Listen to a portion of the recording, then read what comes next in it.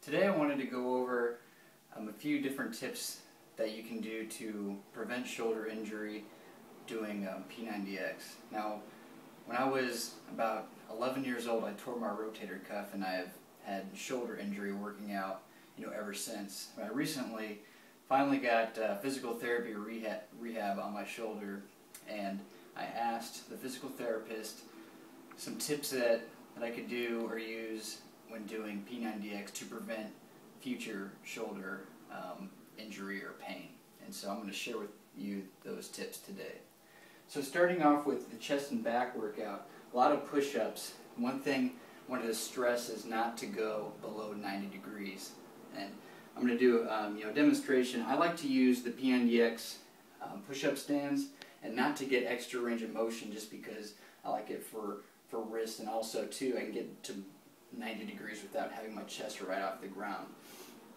But especially when you're doing the chaturanga for yoga or tricep push-ups, very important to, as soon as you hit the 90 degrees, to stop. I know you have a tendency to want to hit the chest, and even Tony says he likes to use the push-up stands to get extra range of motion. But just important, and it's good if you have a mirror, but to really try, once you hit 90 degrees, to stop. Whether you're out wide, in push-ups, doing the planche push-ups, everything, just 90 degrees. Try to stick with that. So there's a tip with the push-ups. Also, my physical therapist recommended not to do decline push-ups. So with that, in the sequence, I just use standard push-ups for that move. Also, chest and back, a lot of pull-ups. I'm out of breath talking to push-ups.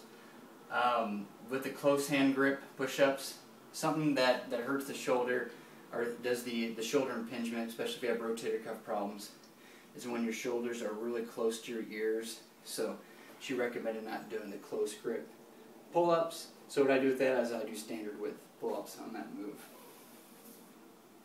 For shoulders and arms, this is the key one, shoulder press. The advised to not do shoulder presses at all, but in the event that you still want to do them, I got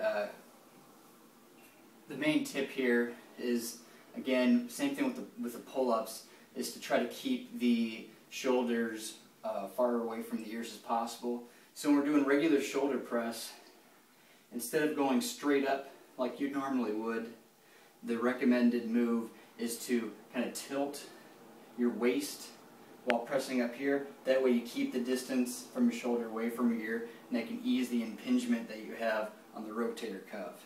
So you just do this, and if you're following the video, they do shoulder presses at the same time, so you might have to pause it while doing it so you can keep up with the video. But essentially it's this motion with the lean. Say with the deep swimmer press, instead of going straight up like this, you're going to go up and lean, up and lean. And also, I try to always do light weight because I don't want to try to injure myself. One, bringing the weight up to the shoulder. So I like to always use light weight. Chair dips, one thing I think a lot of us will do with the chair dip is that we hunch over and do dips like this. The tip was to try to really bring the shoulders back like this while doing a chair dip, and that can be better for the shoulder. Upright rows, this is a big one. And always stress in upright rows to try to really bring your wrists up high and your elbows up. And you see that for a lot of upright row.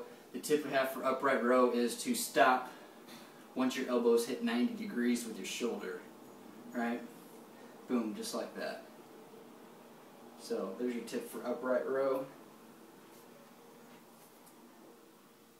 Shoulder flies. If you're going to do a lot of weight, you really bow the back a lot of times, and then you bring up. If you have a heavy weight, I like to use a lighter weight. The first thing before you even bring the arms up is to really pull the shoulders back. Make sure you're straight and down, your back so you're not bowed out like this. So kind of stick your lower back out, bring the shoulders back, boom, up like this. You know, straight out to the side. And also too, if you do use a lighter weight and you're bringing your shoulders back, you'll work your rotator cuff a lot more, because if you do heavy weights, you're just going to work the muscles around the rotator cuff and not the rotator cuff itself. So I like to do lightweight with those. And then finally, scarecrows. In a video, they have you up like this and go all the way down, all the way up. I think that is horrible for your shoulder. And so for scarecrows, I use a really light weight. You just go about like here to there.